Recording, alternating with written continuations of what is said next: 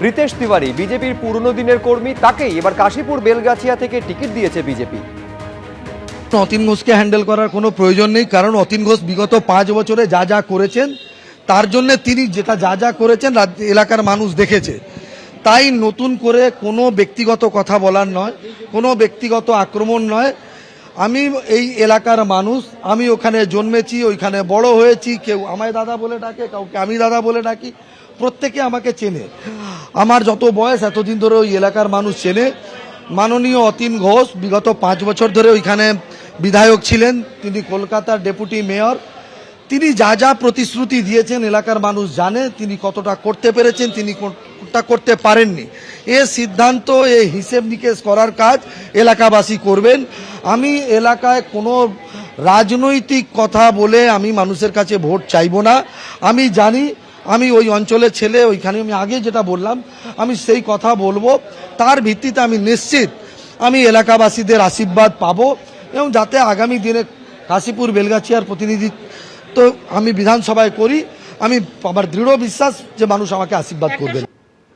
একসময় কলকাতার police commissioner ছিলেন সদ্য প্রাক্তন আইপিএস রাজেশ কুমারকে বিজেপি প্রার্থী করেছে জগদ্দল থেকে। আমাদের প্রতিনিধিকে কি বলেছেন দেখুন। যখন থেকে আমি চাকরিতে ঢুকেছি, পাবলিক সার্ভিস সবসময় থেকেই আমাদের জীবনের একটা অঙ্গ রয়েছে। আফটার রিটায়ারমেন্ট এটা একটা another phase of public service. তো সেই হিসাবে এটা তো একটা কন্টিনিউটি আছে। আমার মানসিক প্রস্তুতি ছিল কি আমি পলিটিক্যাল প্ল্যাটফর্মে, পাবলিক ফর্মে যাব। কবে থেকে?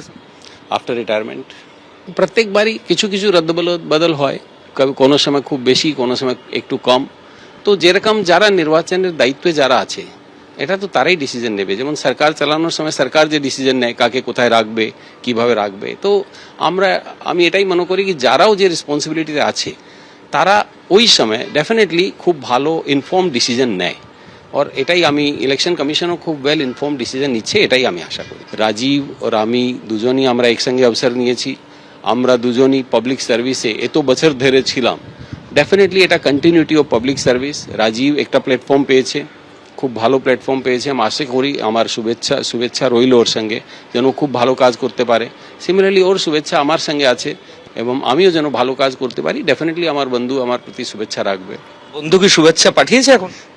ডেফিনেটলি পাঠাবি, বন্ধুর শুভেচ্ছা এসে যাবে। আমি তো ফোন দেখতে পারছি না। ডেফিনেটলি হয়েছে? হ্যাঁ, আমার সবসময় কথা হবে।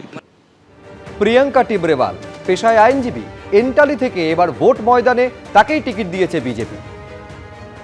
লড়াইয়ের জন্য প্রস্তুত আছি।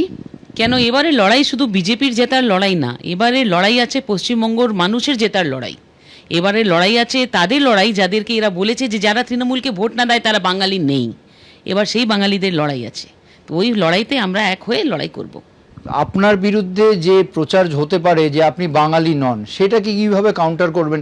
এই এন্টালি হচ্ছে কসমোপলিটন এলাকা, বিভিন্ন ভাষাভাষী, বিভিন্ন ধর্মাচরণের মানুষ আছে, সেটাকে কিভাবে কমব্যাট করবেন?